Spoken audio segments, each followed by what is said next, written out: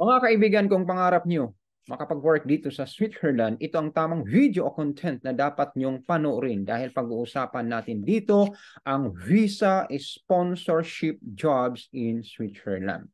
Babanggitin ko dito ang mga ilang companies at saka international organizations na nag-o-offer ng work visa at ano ang mga benefits na pwede nyong makuha at syempre pag-uusapan din natin ang qualification. Yan. Dahil ang Switzerland ay competitive country, dapat qualified ka kaibigan at mamaya sasabihin ko kung ano meron ka dapat para maging qualified ka. At higit sa lahat ay ibibigay ko dito ang link kung saan pwede kayo mag-apply sa mga companies na akin pong babanggitin. Unahin muna natin ang mga benefits na pwede nyong makuha kung dito ka makapag-work sa Switzerland. Siyempre, marami ito pero babanggit lang ako ng mga ilan.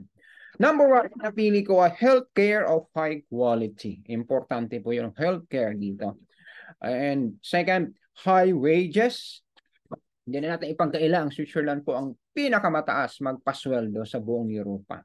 Job security, work-life balance, hindi puro trabaho.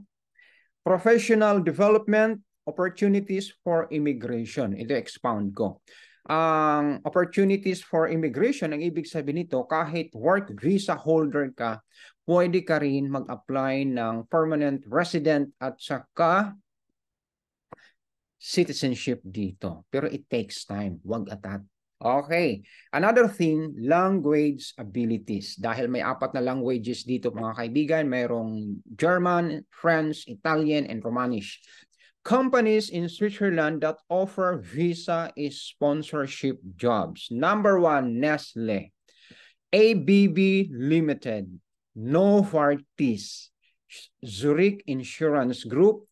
Credit Suisse. Glencore. Holcim. Rush Group. Rush Holding. Adecco. Swiss Re. Glencore. Okay.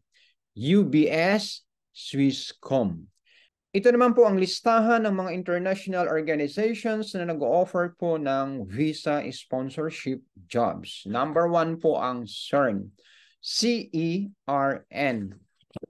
CERN is a European organization based in Geneva, Switzerland that provides a lucrative salary, housing, airline tickets, family allowance, and other benefits. Okay, and Geneva Office of the United Nations. WHO is the World Health Organization. United Nations, yan, WTO, ILO, IUCN.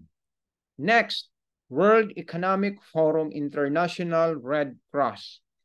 Next, Migration International Organization. The World Trade Organization, Bank for International Settlement, European Organization for Nuclear Research, IMF or International Monetary Fund, and the last one is World Bank Organization. Okay, kasali rin dito mga kaibigan ang ilang mga universities and research institutes na nag-o-offer din po ng visa sponsorship jobs. Zurich ETH, Geneva University, Lausanne University of Technology, Swiss Federal Institute of Technology, Basel University, Bern University, Zurich University, Zurich Federal Institute of Technology, St. Gallen University of Applied Sciences. Requirements to apply for the Switzerland work visa. Okay, ito na. Guys, this is for non-European nationals.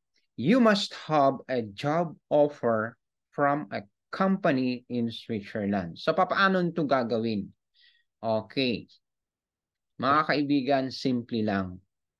Mag-a-apply kayo online. Dahil hindi tayo European o part ng EU, ang tanging paraan natin ay mag-a-apply kayo sa mga companies, sa mga international organizations, at sa universities and research institutes na nabanggit ko kanina doon sa website nila.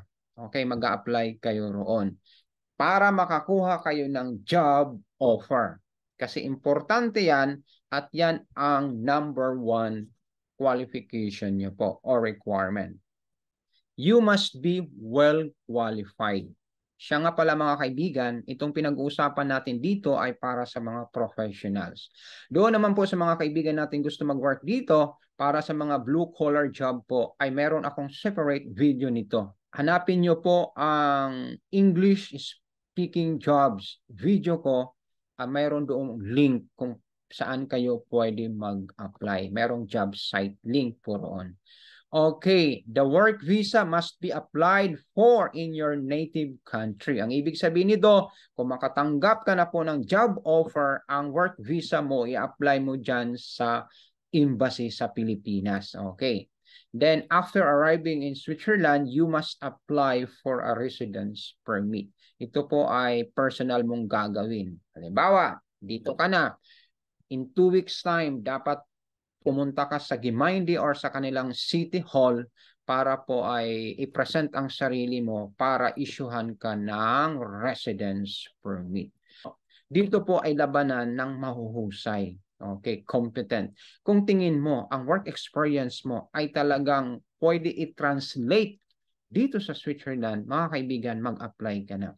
Okay, ay bibigay ko dito ang link kung saan kayo pwede mag-apply. Okay, dyan sa description area ng video ito, click nyo yon, ilagay nyo ang Switzerland dahil international ito, piliin nyo ang country ng Switzerland at doon kayo mag-submit ng iyong application or resume at mag-create kayo ng inyong profile sa website na ito. Maraming salamat mga kaibigan. Try and try. Not unless you try, walang mangyayari.